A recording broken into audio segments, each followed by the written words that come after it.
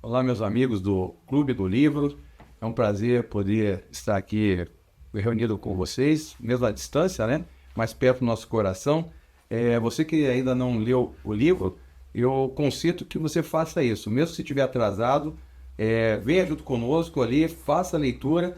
Esses números aqui eles são muito bons. Você vai ver que vai acrescentar esse conhecimento a respeito do livro. Mas se você ler, isso você vai ser muito mais abençoado. Então, venha junto conosco para poder desfrutar desses momentos aqui e de uma maneira mais intensa conosco, tá bom? Hoje nós vamos trabalhar o livro O Silêncio de Adão, no capítulos 11 e 12.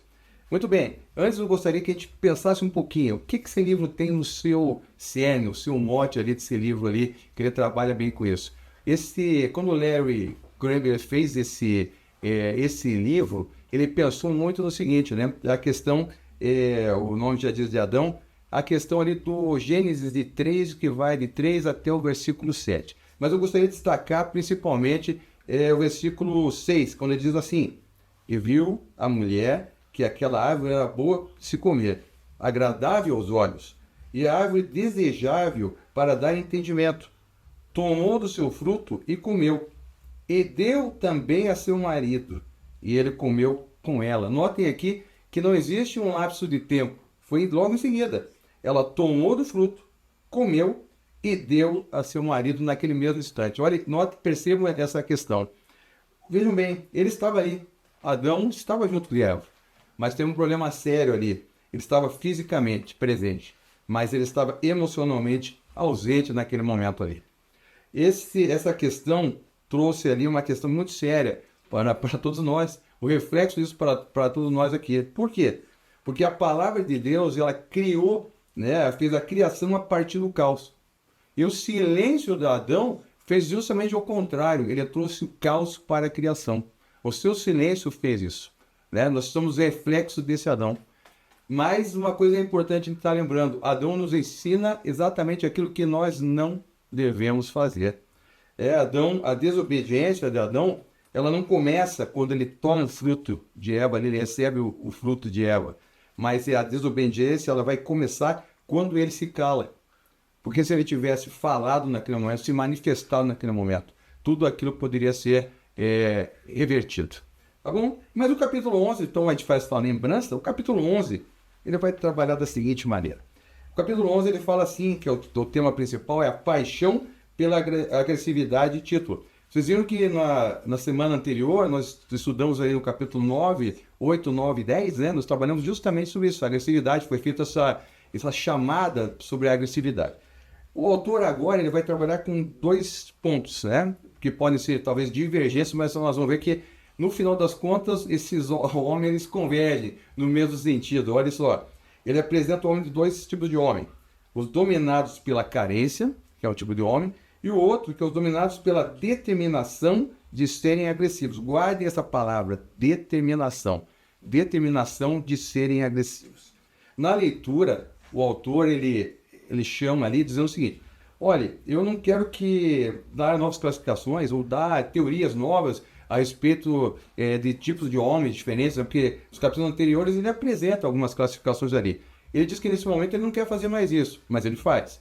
Ele faz isso talvez para tentar suavizar, né, um pouco a nossa situação, porque no momento que ele começa a apresentar no capítulo 11 essas questões, você vai ver que você vai lendo, você vai vendo algumas características, né, e às vezes você vai se enquadrando naquilo ali. Então ele diz que ele não tem essa intenção de buscar padrões para algum tipo de enquadramento, mas isso naturalmente você vai ver o que vai acontecendo.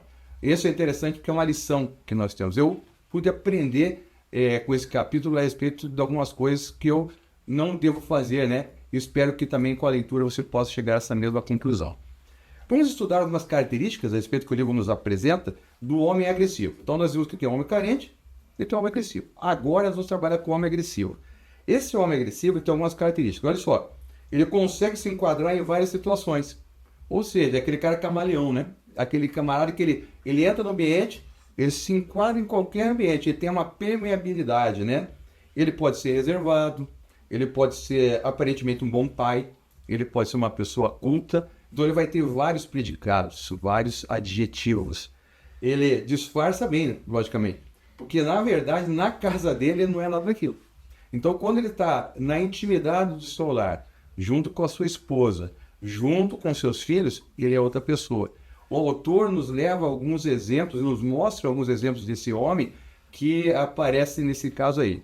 Muito bem, ele pode, assim, o seu envolvimento, como ele é superficial, né, disfarça bem, o seu envolvimento com a sua família é bem superficial, né? O autor até nos mostra o exemplo lá de uma esposa, conta a história de uma esposa, que ela estava doente, né, passando por um momento difícil da sua vida, e ele não mostra empatia nenhuma. Ele tem essa característica. Tá? Ele não tem essa questão dessa proximidade com a sua família. Ele não vê a carência dos seus filhos. Ou seja, ele está ali, mas a família continua solitária. É aquilo que nós voltamos lá do início que eu falei para vocês de Adão. Ele está fisicamente, mas emocionalmente esse homem está totalmente ausente da sua família. Outras características, ele é corrupto, né? Porque ele muda a concepção da função dele como pai, como homem. Então ele entra nessa questão da corrupção.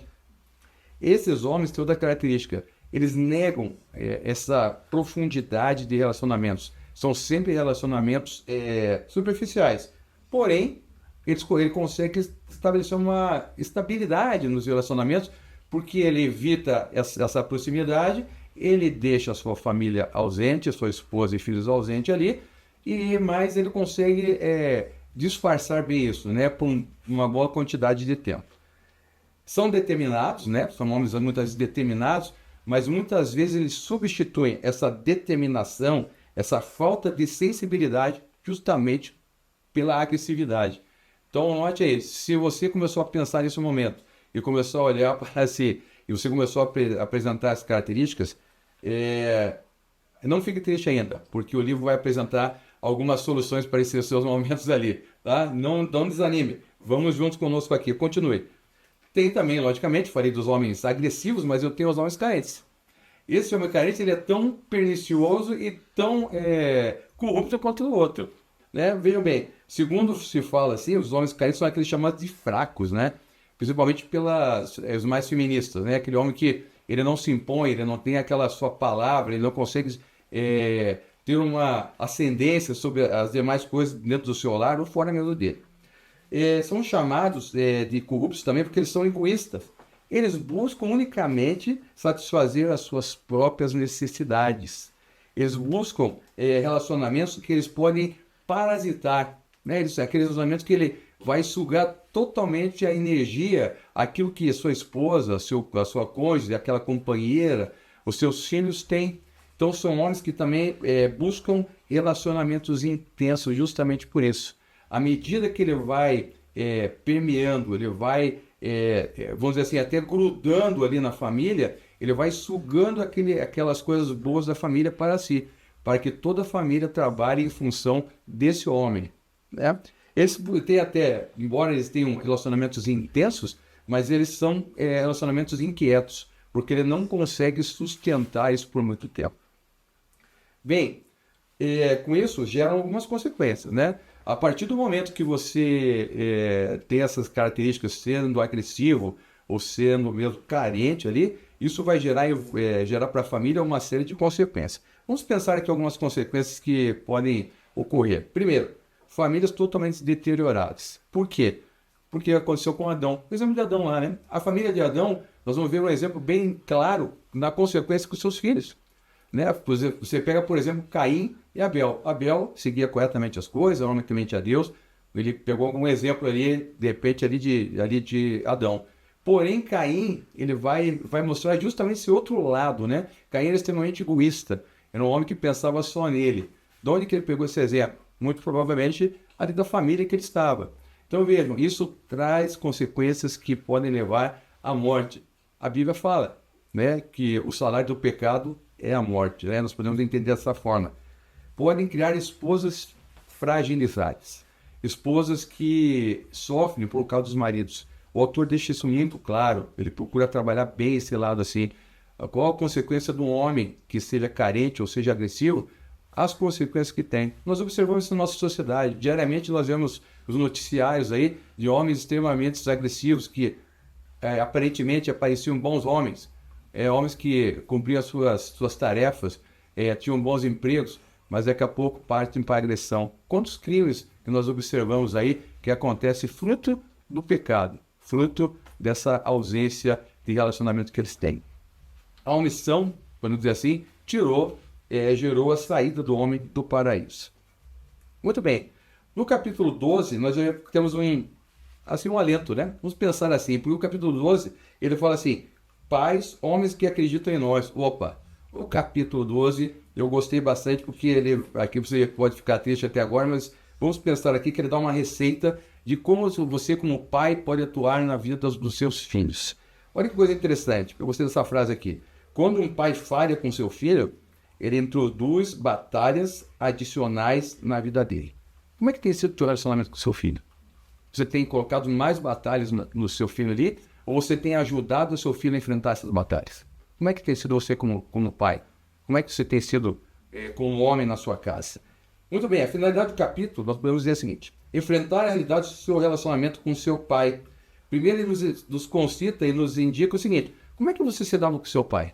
Qual o exemplo que você tem do seu pai como homem? Né? Eu me lembro bem do meu pai sempre trabalhou bastante, né? E depois da aposentadoria, eu me lembro que eu chegava em casa às vezes, já depois de casado tudo, eu vi meu pai lá já mais idoso, sentadinho no seu sofá, com tranquilidade lá, toda manhã abria a sua Bíblia, lia a palavra de Deus, cantava seu hino ali. Aquilo foi um exemplo para mim, porque eu olhava sempre ele com saudades, né? O livro fala muito sobre a lembrança que a gente tem, e aquela lembrança do meu pai me motiva a fazer isso diariamente. Né? Ele morreu com 85 anos, mas diante de Deus. Né? São exemplos que nós deixamos. Outra coisa que nós vemos assim também é que se você vê seu pai dessa forma, começa a ver seu pai, você vai ver Deus também. Qual é o reflexo que tem seu pai em relação a Deus, da sua vida com o seu relacionamento com Deus? Outra coisa, nós podemos desenvolver uma visão daquilo que você pode significar para outras pessoas. Qual é a visão que você dá, o reflexo que você dá para os seus filhos? Mas não fique triste, olha só que eu falei para vocês. Tem 3 marcas que você pode trabalhar com isso, de um pai piedoso. Vamos lá para elas? Diz o seguinte, primeira marca, ele trilha um bom caminho na presença do seu filho, para dizer para o seu filho o seguinte, filho, isso pode ser feito. Você pode fazer isso aí. Você pode fazer. O pai, então, é aquele que mostra o caminho. É como Jesus falou, eu sou o caminho, a verdade e a vida. Ele é o caminho. Você seguir os ensinamentos de Cristo, você mostra o caminho do seu filho, diz para ele, isso pode ser feito. Você pode fazer. Outra coisa que pode dizer para o seu filho, né? O autor coloca de vez em quando, até penso diferente um pouco. Diz assim, sempre que você puder. Faz o seguinte para o seu filho, você não está sozinho. Você tem alguém que está com você. Você tem a minha presença com você. Eu não é só física, mas é emocional. Né? Esses dias eu estava em casa e minha filha está passando por um curso bem difícil, né? E ela fica mais isolada, passa a semana toda praticamente fora de casa. E ela estava triste para enfrentar isso. Eu peguei uma mensagenzinha simples. Falei, filha, você é inteligente, você é capaz, Deus vai te abençoar. E ela me agradeceu. Eu falei, pai, obrigado, porque você abençoou a minha vida nesse momento, naquele momento, às vezes, difícil que seu filho pode estar passando. Você já falou para o seu filho hoje? Assim, você não está sozinha? Você não fez, vá lá agora e faça isso. Outra coisa, ele retoma a sua caminhada junto a Deus. Ele vai dizer assim para você, acredita em você. Diariamente nós vemos pais dizendo para os seus filhos, você não vale nada, você não presta, você não vai dar nada na vida. Não faça isso com seu filho, diga ao contrário. Acredita em você, você é capaz. Deus vai te abençoar e isso vai seguir. Vamos seguir juntos nesse objetivo. Para nós finalizarmos, então, esse estudo do capítulo 11 e 12, vamos pensar aqui agora. Quem é nosso exemplo? Logicamente, na sua cabeça, Jesus Cristo. Né? É aquele homem que fez tudo corretamente, ele acertou em todas as suas decisões. Ele é aquele homem que disse assim para ele, assim, ele cumpriu a sua missão como filho. Ele foi sensível. Lembra lá de Lázaro? Ele estava lá, ele chorou, mas ele foi determinado. Ele chegou lá, depois se tire a pedra, Lázaro, sai ali. Ele ressuscita, ele vence a morte. Compare agora, pense agora comigo, para a gente finalizar nosso estudo. Compare a sua atitude com a de Cristo. Como é que você tem sido? Você tem sido um homem carente? Você tem sido um homem agressivo? Ou você tem sido um homem piedoso, um bom pai piedoso? Nos acompanhe, continue. Que Deus abençoe a todos. Fiquem com Deus.